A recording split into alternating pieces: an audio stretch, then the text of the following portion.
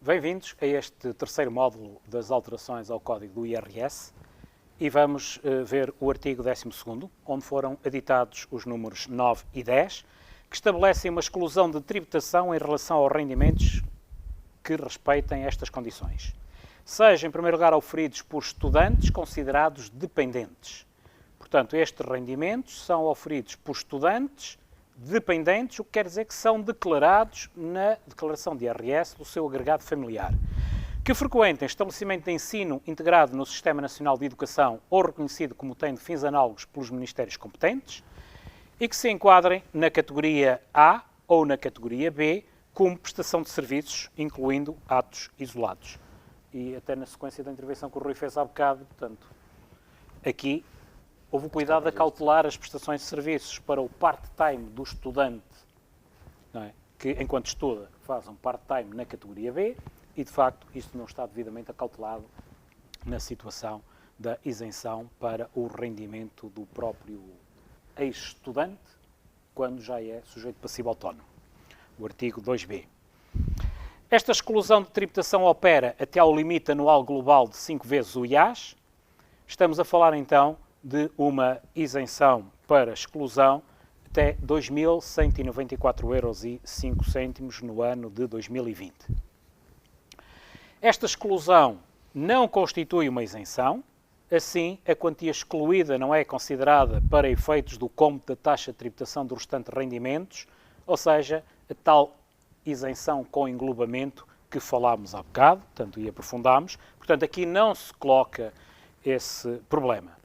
Para acederem ao benefício em apreço, têm os sujeitos passivos que submeter, através do Portal das Finanças, até o dia 15 de fevereiro do ano seguinte àquele a que o imposto respeita, documento comprovativo da frequência de estabelecimento de ensino oficial ou autorizado. E atenção, aproveitar para deixar claro aqui uma situação. Eu há bocado exemplifiquei, referi-me a estudante considerado dependente, ou seja, os seus rendimentos integrados na declaração de IRS do agregado familiar.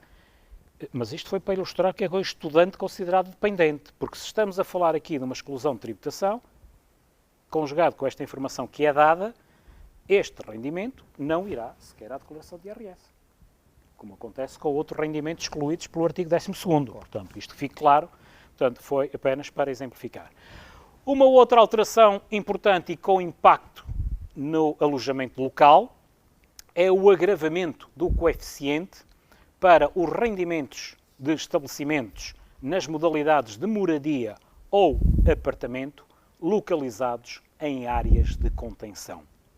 O coeficiente passa de 0,35 para 0,5. Ou seja, 50% da faturação de um estabelecimento de alojamento local na modalidade de moradia ou apartamento localizado numa área de contenção será sujeito a IRS. De notar que o número 13 do artigo 31 não foi alterado, portanto, o que quer dizer que, relativamente aos rendimentos de alojamento local nestas modalidades localizados em áreas de contenção, não há obrigatoriedade de comprovação de quaisquer despesas, os 50% que não são tributados não carecem que, do outro lado, tenhamos qualquer despesa a comprovar. Portanto, isto na linha daquilo que tivemos e que temos desde 2017 para... Poderá ter sido um lapso. Não, é um lapso. Poderá ter sido para, Claramente para, pode ser um lapso. sem dúvida. Porque o objetivo desta alteração é agravar a penalizar, tributação. claro. Ora, se eu não tenho o coeficiente adicional dos 15, eu estou a colocar moradias e apartamentos que estão debaixo do coeficiente 35 sujeitos a um coeficiente adicional de 15. Portanto, eu acho que é claramente uma lacuna do legislador. O que ainda agravaria mais a situação. Claro, portanto, que ainda agravaria eles, mais a situação. Eles, portanto, os titulares destes rendimentos andam indignadíssimos. Claro, Portanto, e faz-te claro, é reclamar evidente. com uma passagem de 0,35 para 0,5. Portanto, se agora, para não tributar 50%, portanto, ainda estivemos a exigir, mas tem que ter aqui despesas. Eu compreendo, mas parece-me que ser uma clara lacuna do legislador. Agora, O que ainda ia agravar, porque provavelmente não há 50% de despesas justificadas. Provavelmente iria ser 50 mais um bocadinho. Ora, exatamente. Nunca chegaria aos 65, mas até por força da dedução específica, Mas seria 50 Se mais calhar vamos 50. ser otimistas e dizer que o legislador não quis ser tão mau. Não sei. Não quis agravar tanto, quis agravar só até aos 50%. Que é interessante nisto. Se vocês fizerem aqui umas continhas, eu estive a fazer umas contas e cheguei à seguinte conclusão. Eu acho que temos que ter cuidado de não matar a galinha dos ovos de ouro.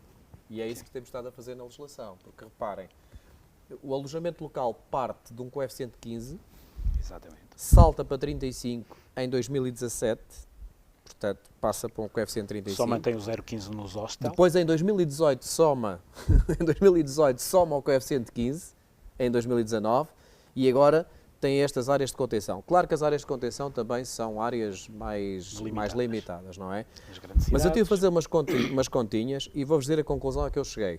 Isto representa um agravamento para o mesmo volume de rendimentos face a 2016 de 342%. É exatamente isto a conclusão a que eu cheguei. E isto é brutal. Isto é um agravamento completamente fora do âmbito de tudo o que sejam agravamentos de tributação. Não faz o mínimo sentido. É evidente que eu percebo que queiram retirar o turismo das áreas de contenção e transferi-los para arrendamento. Aliás, isto vem na sequência de outras medidas. Era o que eu ia acrescentar e enquadrar isso nessas outras discussões que já tivemos. Vem na sequência da lei de 2019, isso é uma opção política assumida. Claramente. Ou seja, este agravamento também fazer com que alguns titulares destes rendimentos os devolvam ao alojamento. Será que isso vai acontecer? Ao arrendamento para alojamento. Claro. Veremos. Acho que é uma tributação muito violenta. Sim. Basicamente. Eu, se me permitir, queria só fazer aqui uma síntese. A lei do alojamento local, a lei 62/2018, prevê, em rigor, 4 tipos. 4 modalidades. 4 modalidades. Exatamente. Nós temos as modalidades de moradia, apartamento, o vulgarmente designado hostel e a modalidade de quartos. Que foi criada precisamente em 2018. Exatamente. Criada precisamente pela lei de 2018, que altera uma lei de 2014. Que é a lei que continua a estar em vigor. E neste momento temos 3 tipos de tributação. Portanto, os estabelecimentos de hospedagem e, na minha opinião, na minha maneira de ver, os quartos, são tributados a um coeficiente de 15%. De acordo. Sem necessidade de justificação de despesas, portanto, na linha A. Uhum. Depois temos a moradia ou apartamento fora das áreas de contenção, que são tributados a um coeficiente de 0,35, com necessidade de justificar as despesas. Uhum. E, finalmente, temos a moradia ou apartamento localizado em áreas de contenção, tributado agora a 0,5, sem a tal necessidade, talvez por lapso, de justificação de despesas. Sendo que estas áreas de contenção, no caso concreto de Lisboa, há áreas de contenção absoluta e áreas de contenção relativa. Mas parece-me a mim que são ambas áreas de contenção. Sim. Já agora, Rui, na modalidade de alojamento local, quartos, sem afetação de imóvel. Exato. Porque isso foi salvaguardado. Sim. Artigo 68. As taxas gerais do IRS. Foi mantido o número de escalões e houve uma atualização dos limites, portanto, à taxa de 0,3%, de que resulta, portanto, esta nova tabela com a evolução dos escalões e, naturalmente, as taxas mantêm-se, portanto, nada muito mais a acrescentar, portanto, além da constatação da alteração no limite dos escalões. Já no artigo 72 temos algumas novidades, desde logo para enquadrar a tributação dos rendimentos do direito real de habitação duradoura, que há pouco falámos. A taxa de 28% é também aplicável aos rendimentos destes contratos, correspondentes à prestação pecuniária anual deduzida pelo proprietário em virtude do não cumprimento pelo morador das suas obrigações ou quando constituir rendimento na parte respeitante à caução inicial. E se recordarem, quando vimos o artigo 8º, portanto, tive o cuidado de relembrar que havia, portanto, 3 tipologias de rendimentos, não é? Aqui possíveis de identificar. Portanto, falta-nos aqui referir a prestação mensal, digamos, a renda mensal. E essa vai aparecer mais à frente, porque dada a tipologia de duração deste direito de habitação, não é? Conjugada com a redução de taxas, vamos ver a renda mensal a ser tributada a 10%. Por isso, 28% para o rendimento que deriva daqueles 5% da caução inicial que entre o 11º e o 30º ano são tributados. A conversão da caução em rendimento durante 20 anos, a partir do 11º, 5% ao ano, taxa de 28%. Se a prestação pecuniária anual for deduzida, portanto, peço desculpa, queria referir-me, portanto, ao rendimento na parte respeitante à caução inicial, portanto, que é considerado também, neste contexto, também será objeto de tributação a 28%. Isto porque, Paulo, se me permites interromper, esta caução, que é entregue, como deve calcular, é entregue à cabeça, com a realização deste contrato, esta caução vai sendo abatida, vai sendo diluída, vai sendo consumida pela tal prestação pecuniária anual, que é devida desde o 11º ano até o 30º ano. E é à medida que ela vai sendo consumida anualmente que é considerado rendimento. E este rendimento é tributado a 28%. Exatamente. E a acrescentar, então para ficar claro, há também aqui a 28% a tributação da parte da caução que eventualmente seja utilizada para ressarcir o não cumprimento das obrigações do morador. Portanto, estão aqui duas tipologias de rendimento derivados deste direito real de habitação duradoura a 28%. E então, no contexto das reduções de taxa, lá está, mais uma medida que durante 2019 deu muito que falar e vai continuar a dar que falar ao encontro da dinamização do arrendamento habitacional, não é? Em que tivemos a redução de taxas para arrendamento para habitação permanente, isto de acordo com o esclarecimento mais recente, inicialmente não foi assim, como já vamos conversar, para contratos de maior duração.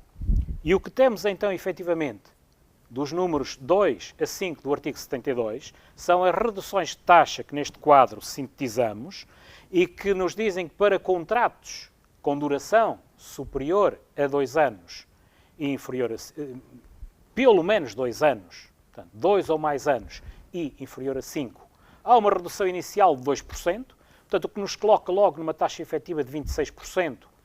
Por cada renovação, uma redução adicional de 2%, podendo a tributação destes contratos com renovações acumuladas chegar a uma taxa mínima de 14%. Contratos com duração mínima de 5 anos e inferior a 10, redução inicial de 5%, taxa efetiva no primeiro ano 23%, podendo com as renovações chegar também a uma taxa mínima de 14%. Contratos com duração mínima de 10 anos e inferior a 20, uma taxa de 14%, e contratos com duração de 20 anos ou mais, redução de 18%, o que os coloca numa tributação de apenas 10%. E é então este número 5 que é alterado no sentido de passar a contemplar também os rendimentos prediais decorrentes dos contratos de direito real de habitação duradoura na parte respeitante ao pagamento da prestação pecuniária mensal. Portanto, esta clara distinção, portanto, a renda mensal, quando recebida a tempo e horas, é tributada a 10%. Claro, com direito à dedução das despesas inerentes à categoria F e é tributado o rendimento líquido.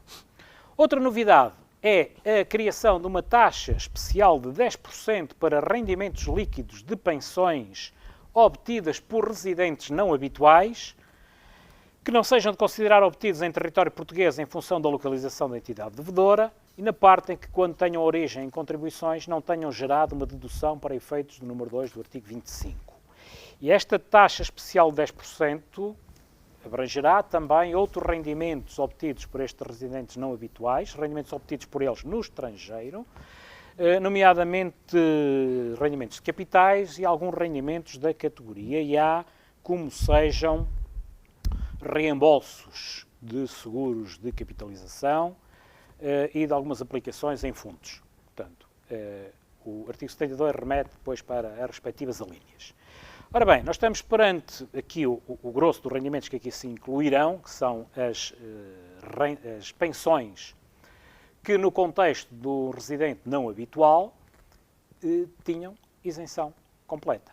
Portanto, o residente não habitual, portanto, após regressar a Portugal, cumprindo os requisitos, enquadrado que fosse neste estatuto, tinha o direito a, durante 10 anos, não ver tributados os seus rendimentos de pensões com proveniência do estrangeiro. Portanto, é-lhe criada agora esta taxa de 10%, mas vamos acrescentar já daqui a pouco que há aqui um regime transitório que visa salvaguardar os direitos adquiridos por quem já está a beneficiar deste regime e, inclusive, quem está inscrito e à espera de resposta.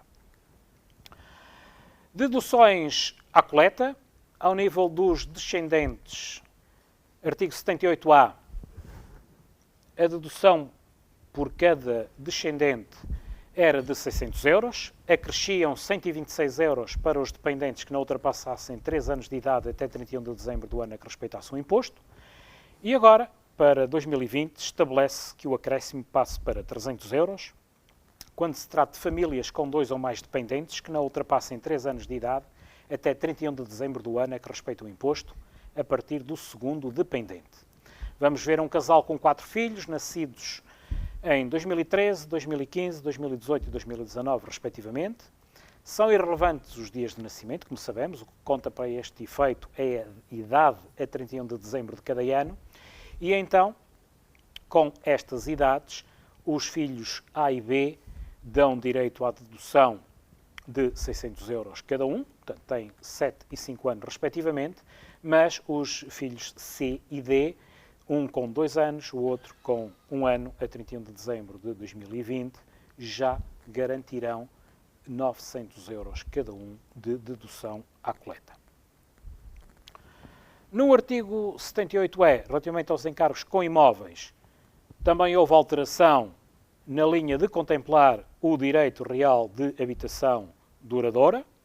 A importância suportada a título de caução inicial deve ser indicada pelo morador na declaração modelo 3 do ano em que seja tributável como rendimento do proprietário nos termos da linha B do número 5 do artigo 8º, ou seja, passa a ser possível, portanto, ao morador na habitação usufruir também da dedução à coleta de 15% do valor suportado até ao limite de 502 euros, não é? Sendo que, portanto, há as rendas pagas mensalmente e há depois esta importância que, como já conversámos, é tributada, portanto, a parte da caução que é tributada no dono do imóvel, portanto, a partir do 11º ano e que o morador tem direito a inscrever na sua declaração, portanto, de IRS a partir dessa altura, portanto, ano após ano. Nas deduções pela exigência da fatura, acrescentar que nas atividades veterinárias compreendem, a partir deste ano, a aquisição de medicamentos de uso veterinário. Até agora eram só os serviços, passa a incluir também os medicamentos. E a referência, no contexto do que já abordámos, à revogação do número 6 do artigo 81, que efetivamente reportava a isenção das pensões auferidas por residentes não habituais em território português, que passaram a ficar sujeitas à aplicação da taxa especial de 10% nos termos que vimos. Estabelece-se ainda no artigo 81 que os titulares de rendimentos obtidos no estrangeiro, aos quais, por força da Convenção para eliminar a dupla tributação, seja aplicado o método de crédito de imposto no Estado da fonte, não beneficiam do direito a crédito de imposto por dupla tributação jurídica internacional prevista neste artigo. Portanto, até aqui, em casos pontuais, dependendo de convenções, portanto, poderíamos ter crédito de imposto no país da fonte de rendimento, crédito de imposto no país da residência do titular do rendimento. Portanto, fica agora aqui este entrave ou acumulação quando a convenção o permite. Uma novidade no artigo 101, relativamente a retenções sobre rendimentos de outras categorias. Portanto, as entidades gestoras de plataformas de financiamento colaborativo, portanto, o crowdfunding, cuja sede ou direção efetiva ou estabelecimento estável esteja localizado em território português, passam a estar obrigadas a realizar retenções na fonte sobre rendimentos de capitais que paguem ou coloquem à disposição. E mais uma novidade, agora ao nível dos pagamentos por conta, artigo 102.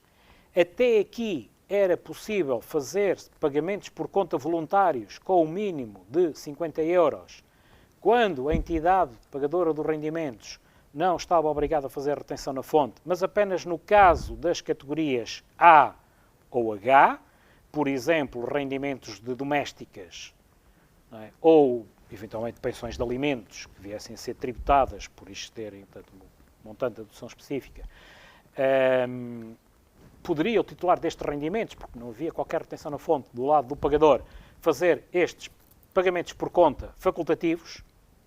Este regime é alargado a todas as categorias. Portanto, por exemplo, rendimentos prediais, categoria F, quando o devedor do rendimento não tem contabilidade organizada, portanto, sujeito passivo, singular, ou mais-valias. Portanto, se o titular destes rendimentos tiver interesse em adiantar imposto ao Estado, portanto, faz um pagamento por conta do valor que achar por bem fazer. 1 ou 3, no máximo. Artigo 115. O recibo exigido em relação ao pagamento de rendas passa a compreender, como não podia deixar de ser, as importâncias relativas aos contratos de direito real de habitação duradouro. E cá temos a disposição transitória relativamente aos residentes não habituais. Todas as alterações que vimos, artigo 22, artigo 72, artigo 81, na redação introduzida pela Lei do Orçamento de Estado, só vigoram, portanto, só vigoram sobre situações novas. Portanto, a redação anterior, portanto, a redação que vigora até a entrada em vigor do Orçamento de Estado de 2020, continua a ser aplicável enquanto não tiver esgotado o período de 10 anos, não é, que atribui a isenção relativamente à não tributação das pensões. A quem?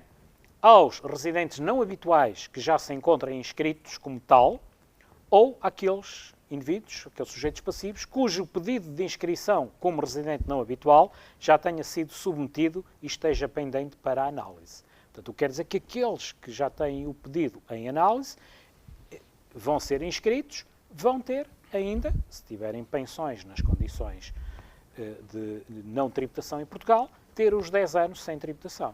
Se um residente não habitual, tenho, por exemplo, uma cliente que apanhou um susto ao ver isto, portanto, ela teve em 2019 o primeiro ano, portanto, de isenção, portanto, veio para Portugal com esta expectativa, não é?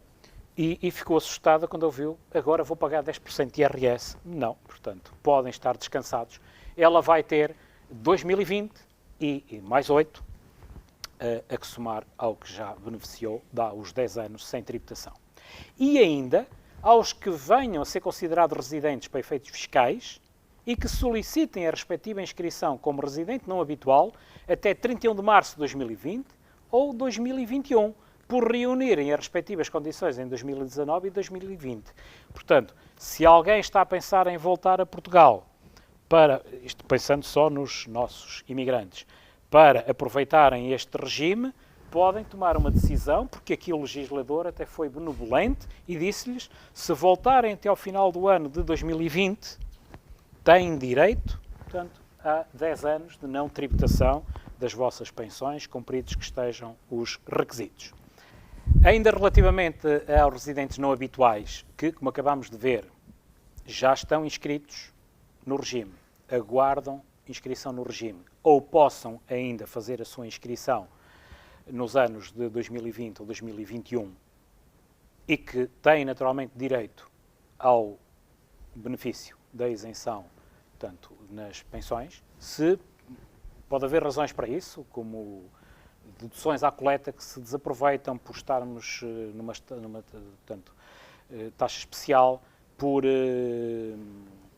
falámos há bocado, mínimo de existência, poderão eventualmente optar pela tributação desses rendimentos de acordo com a nova redação.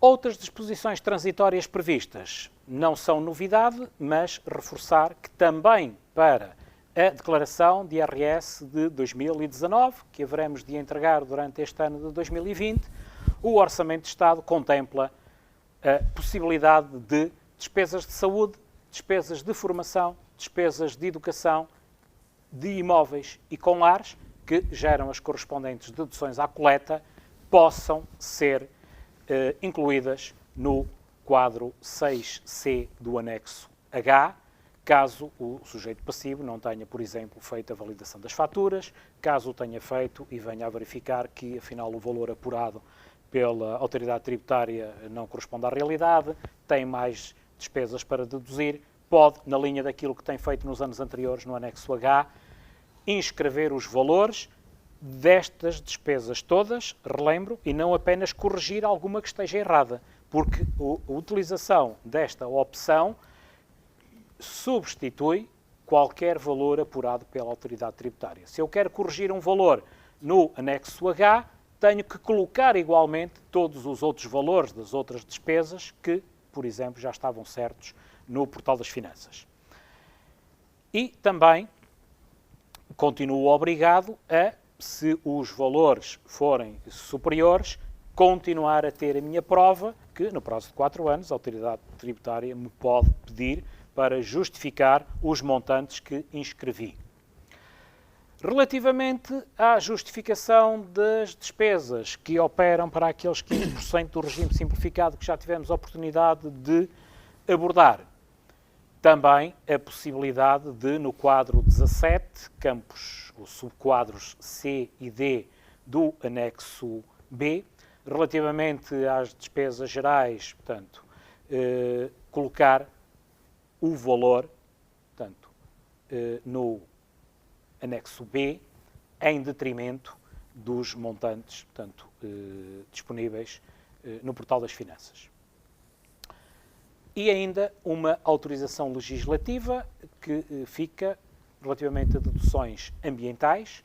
O Governo está autorizado a criar deduções ambientais que incidam sobre as aquisições de unidades de produção renovável para autoconsumo, bem como bombas de calor com classe energética EA ou superior, desde que afetas a utilização pessoal, no sentido de permitir a dedução à coleta do IRS de uma parte daquelas despesas, com um limite global máximo de 1.000 euros. Portanto, aguarda-se que durante este ano, portanto, esta autorização legislativa, portanto, dê origem a uma dedução adicional, portanto, à coleta. E terminamos este terceiro módulo do IRS,